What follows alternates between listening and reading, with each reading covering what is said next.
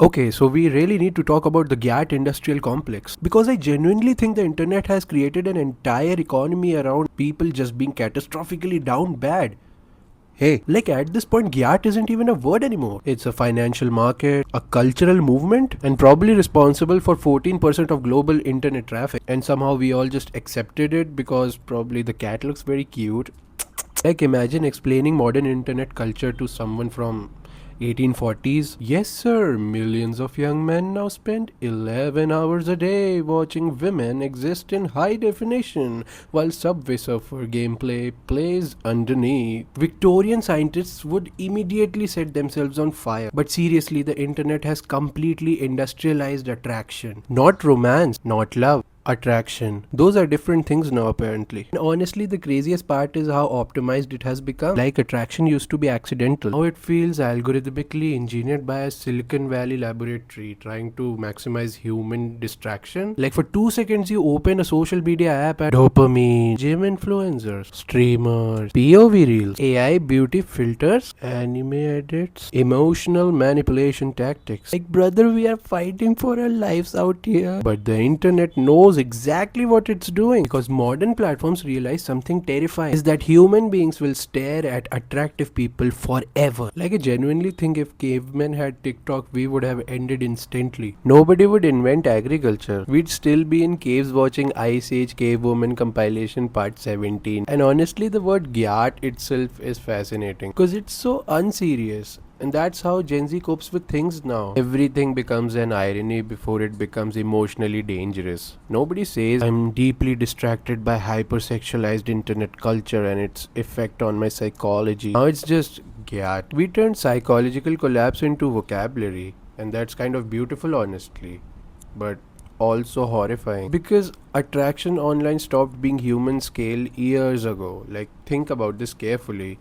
Your brain evolved to maybe see your village, a few attractive people, occasional social interaction. Instead, modern humans wake up and immediately consume the most attractive people on earth, filtered beyond biological realism. Infinite scrolling, algorithmically personalized, emotionally optimized content for engagement. That's not natural. That's cyberpunk. Like, at this point, Instagram isn't even a social media platform anymore. It's an infinite casino made of faces. And I think people underestimate how much it changes the human psychology. Because when everything becomes aestheticized, people start experiencing themselves from the outside. That is the real consequence. Everyone becomes self aware in a weird cinematic way. Girls feel pressurized to become visual perfection projects, while guys become dopamine fried goblins who can't maintain eye contact for longer than 7 seconds. Nobody is okay, and yet everybody is pretending it's normal. Like, brother, why are teenagers discussing looks maxing like it's a government research program? And why are people analyzing facial symmetry like Renaissance mathematicians? And why does everyone speak in aura points? Riz, mogging, Gyatt, mewing. Modern internet language sounds like survivors of an AI apocalypse trying to rebuild civilization. And the funniest part is how corporations adapted instantly. The second brands realized loneliness and attraction drives engagement, it was over. Now everything is optimized for emotional addiction. Apps don't compete for your money anymore. They compete for your attention, your desire, your insecurity, your loneliness, which is honestly way more intimate. Like, the old capitalism wanted your wallet, modern capitalism wants your nervous system. And yet, weirdly, people know this. That's why internet humor became so self aware. Memes now basically sound like collective psychological distress.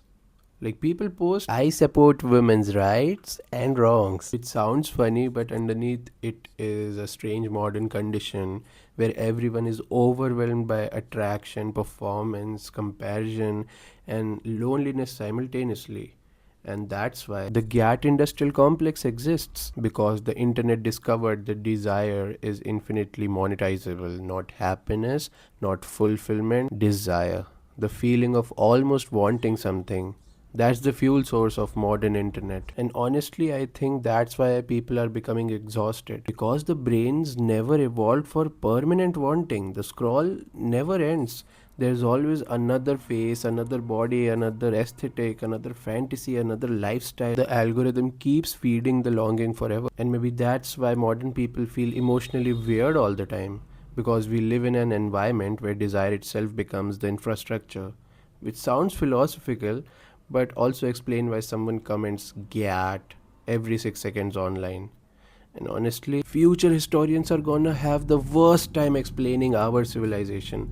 Like, imagine being a historian in 2300 trying to summarize the 2020s.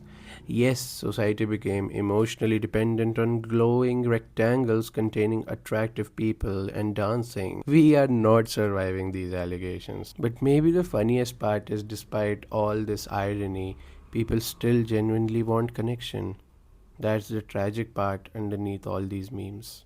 Underneath the edits, the jokes, the thirst traps, the Gyatt compilations, the absurd internet slang, people still just want to feel desired, seen, loved, and chosen. Which honestly makes the whole thing feel less pathetic and more deeply human.